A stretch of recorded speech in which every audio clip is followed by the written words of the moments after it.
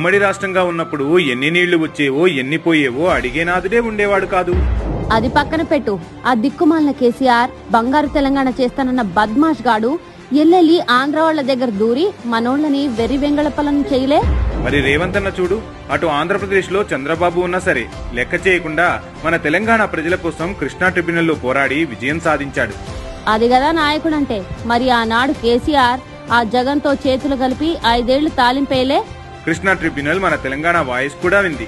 గుక్కెడు నీటి కోసం మన ప్రజలు పడే బాధలు, మన రైతుల కష్టాలు అన్నీ సవివరంగా వింది. తప్పకుండా న్యాయం జరిగేలాగే ఉంది. అసలు సిసలైన తెలంగాణ బిడ్డ మన రేవంత్ అన్న వచ్చాడన్నా ఇక మనకి దిగులు లేదు.